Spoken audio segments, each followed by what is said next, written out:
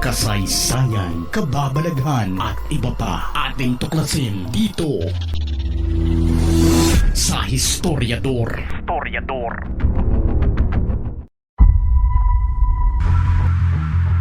Habang tumatagal na hindi pa rin nahuhuli ng PNP ang wanted sa batas na si Pastor Apollo Sikibuloy, ay mas lalong nababaon sa kahihiyan ng kapulisan dahil sa obvious namang nag-aalangan sila sa paglusob sa mga lugar na kanilang pinaniniwala ang pinagtataguan ng wanted na pastor. Hindi may pagkakaila na protektado ang pastor ng kanyang mga tagasunod sa relihiyon na siyang nagrereklamo sa bawat galaw ng PNP para sa ikadarakip ng kanilang pinuno. Para sa kanila ay inosente at hindi magagawa ng pastor ang mga aligasyon laban sa kanya. Pero iba ang utos ng korte. Dakpin at iharap sa kanyang mga asunto ang nagtatagong pastor.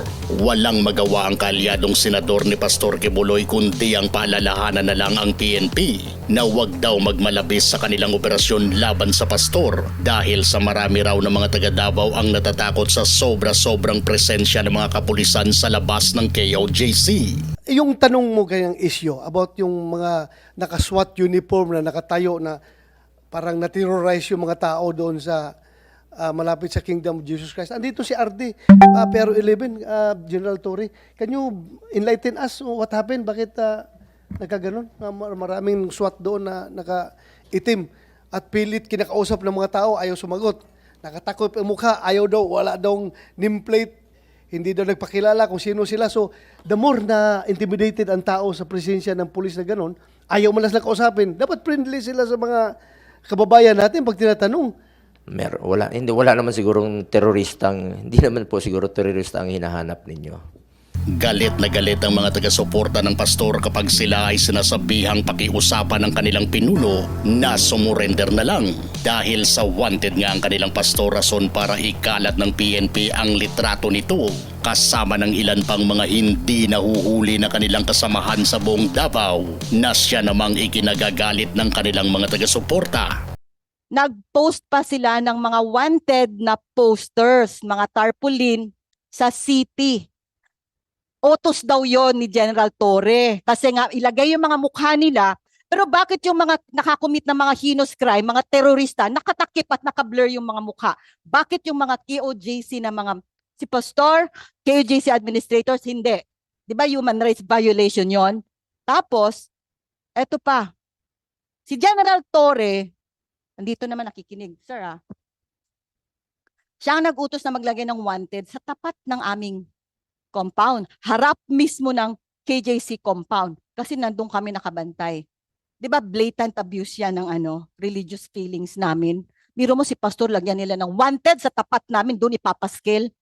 Malaki ang paniniwala ni PNP Region 11 Director General Torre na nasa loob lang ng KOJC ang hinahanap nilang pastor. Pero kahit na may rason ng PNP na salakayin ito, ay nag-aalangan pa rin sila dahil sa naranas na nila noon ang resistance mula sa KOJC kung saan ay inulan sila ng pagbabatikos dahil raw sa paggamit nila ng sobra-sobrang puwersa. Ayon kay General Torre, naroon lang daw sa loob ng KOJC sa Kibuloy at ginagamit niya lang ang kanyang mga miyembro para sa kanyang proteksyon.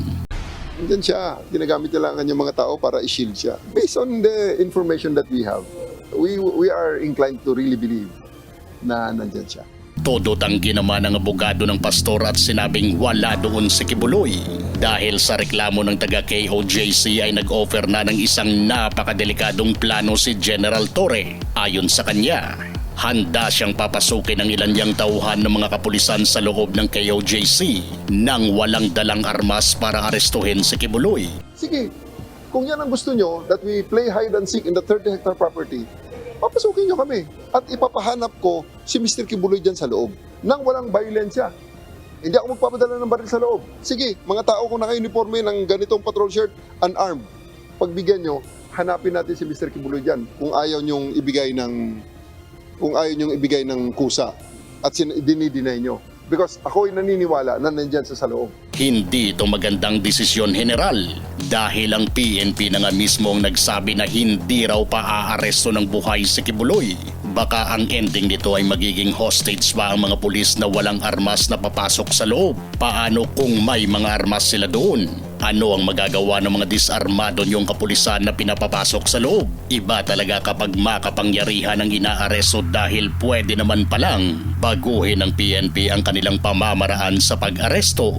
Hanggat nasa tama ang inyong ginagawang procedure sa operasyon, ay wala sanang kakatakutan ng PNP. Mas lalo lang nalalagay sa kahihiyan ng PNP dahil sa tiklop sila pagdating sa pag-aresto kay Kibuloy. It's really a pressure on the part of the PNP and the other law enforcement agencies. Nakakahiya. We cannot arrest a single person. Ang 10 milyong bounty na inilabas ng gobyerno para sa ikakahuli ni Kibuloy ay siya namang tinapatan ng simbahan nito. 20 milyones ang perang nakahandang ibigay ng taga-KOJC sa sinumang makakapagbigay ng impormasyon hinggil sa kung sino ang pribadong individual na siyang nagbigay ng 10 milyong pisong reward sa DILG para sa ulo ni Kibuloy. Ang rason daw ng desisyon nilang ito ay para malaman kung sino ang nagbigay ng 10 milyong pabuya para sa ikadarakip ng kanilang pastor at kung bakit sila may sama ng loob dito. Ang isa pang pinoproblema ngayon ni Kibuloy ay ang bagong desisyon ng Court of Appeals na i-freeze ang lahat ng bank accounts at kanyang assets. Ayon sa balitang inilabas ng abogado.com.ph, 20 araw na pag-freeze sa lahat ng mga assets ni Kibuloy ang inuutos ng Court of Appeals. Kasama sa mga mapi-freeze na assets ni Kibuloy ay ang kanyang mga bank accounts at ang pinaniniwala ang istasyon niyang SMNI. Cash smuggling at money laundering ang aligasyon kay Kibuloy ng Court of Appeals. Sa pamamarang ito ay siguradong gagapang sa kahirapang mag-finance ng kanilang laban si Kibuloy dahil sa wala na itong may lalabas na pera para sa kanyang mga taga-suporta. Titingnan natin kung paisa-isa bang kakalas sa mga vloggers na sumusuporta kay Pastor Kibuloy. Dito na talaga magkakaalaman kapag mangyari na ito. Kaso, 20 araw lang ang validity ng freeze order. Sa dami ng pera ni Kibuloy ay baka hindi nito iindahin ang pag-freeze ng kanyang mga assets. Samantala, kagaya ng inaasahan ng tuluyan ng pagkawasak ng relasyon ng PC at ng presidente, ay nag-umpisa na ngang bumatikos si Inday Sara Duterte sa administrasyon ng kanyang katandem noon sa eleksyon na si BBM. Ito ang mga tiradang pagpuna ni Inday Sara. Sa inilabas na mensahe ni VP Sara, derechahan na niyang binatikos ang Administrasyong Marcos kaugnay sa anyay kawalan ng aksyon sa iba't ibang issue. Ayon sa bise, ang Pilipinas ay pinamumunuan dapat ng mga taong may malasakit at kakayahang itaguyod ang malinis na pamahalaan.